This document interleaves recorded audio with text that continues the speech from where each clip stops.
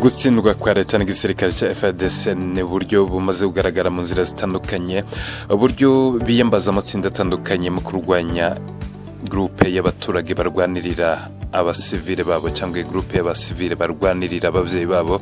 Gutsindwa kandi kw'igisirikare cya FARDC ni mu gihe biyambaza ibitekerezo by'abaturage mu gihe bagaba ibitero bakagaruka batumva batabona. Hari ibimenyetso byinshi bigaragaza ko igisirikare cya FARDC cyagiye gitsindwa.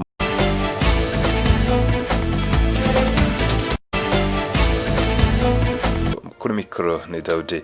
Kaze bakunzi bacu ba Imurangamateka TV, tubahaye ikaze ndetse tubiyegerezaho muri studio za Imurangamateka TV aho muherereye hatandukanye, abagenda badukurikirana uko bukeye nuko bwije.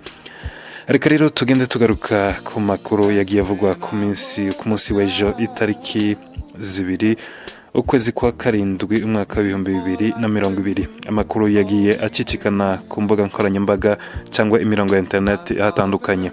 Amakuru akaba yiganjemo ayabaye kubijanye no kurekura imfungwa zari zifunzwe n'itsinda ryatwirwaneho, itsinda ry'abasivile ndetse n'ubwo riyobowe n'abasirikare nk'uko bigenda bivugwa Colonel Rukona Michel Makanika. Izo mfungwa rero zikaba zararekuwe ku munsi w'ejo, nico ibinyamakuru byatinzeho. Ariko mu gitaramo cya Imurangamateka TV reka dukore ku buryo twirwaneho yongeye yubaka amateka mu mateka yandi bari basanganwe. Amateka ari kuvugwa hatandukanye mu gihugu cya Kongo mu nzego zitandukanye, amateka yubakitse mu buryo busa naho bwari buteguwe. Twirwaneho rero ikaba yaranditse amateka mu kuba yararekuye imfungwa z'ababagabyeho igitero ku minsi 4 y'ukwezi kwa gatandatu umwaka wa 2020.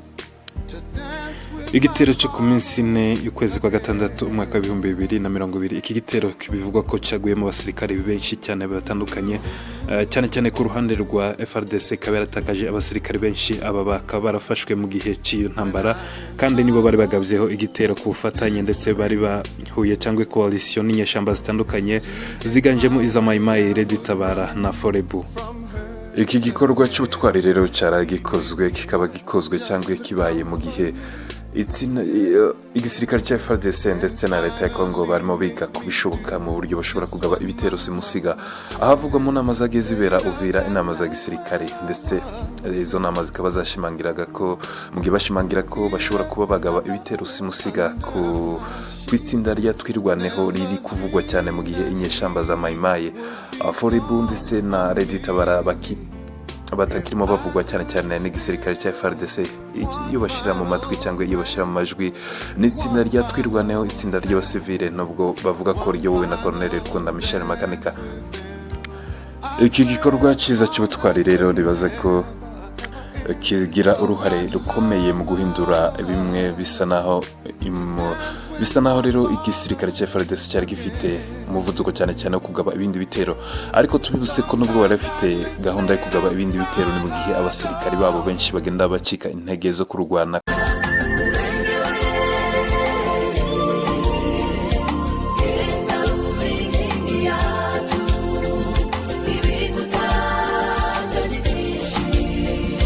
Twirwaneho rero ni itsinda mu gihugu cya Kongo cyane cyane mu rwego rwa leta cyangwa inzego za leta zitandukanye n'igisirikare ryagendaga rivugwa ko, ndetse bashingiye ku makuru avugwa n'uwitwa Dieudonné Kasereka, umuvugizi w'igisirikare cya Kongo ubarizwa muri Minembwe.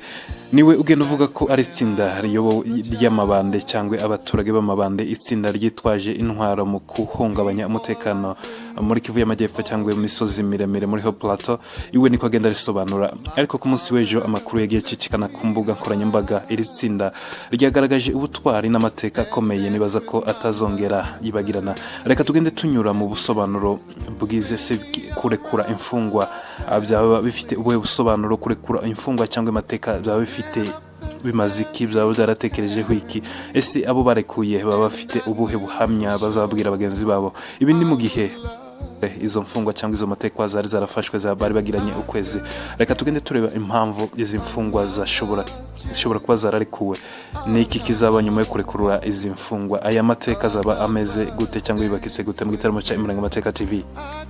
Ikindi kandi twari dusize nuko muri gihugu cya Kongo cyangwa mu nzego zitandukanye za leta nuko bagenda bibaza uburyo itsinda ry'abasore gitwa ko ari ry'abasivile nubwo ry'abariyobowe n'umusirikare ariko uburyo rihangarika coalition y'inyeshamba ndetse n'igisirikare cya leta. Iki ni ikintu bagenda bibazaho kigenda kigarukwaho inshuro zitandukanye. Ikindi cya kabiri ni uburyo bagenda bibaza uburyo rero igisirikare cyatojwe kitaresista mu kuba cyahangana n'abasore bake cyane cyane batatojwe badafite ubunararibonye.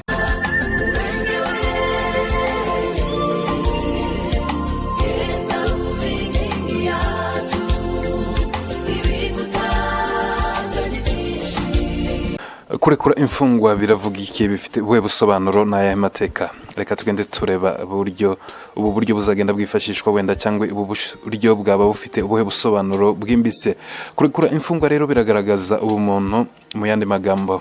Kabiri, biragaragaza ubutwari bufite imbaraga. Gatatu, biragaragaza ubunyamwuga bwa gisirikare ku bakoze ubu butwari. Kane, biragaragaza ubutsinzi mu yandi magambo cyangwa gutsinda urugamba. Gatanu, biragaragaza gusuzugura imbaraga z'umwanzi ku manywa y'ihangu.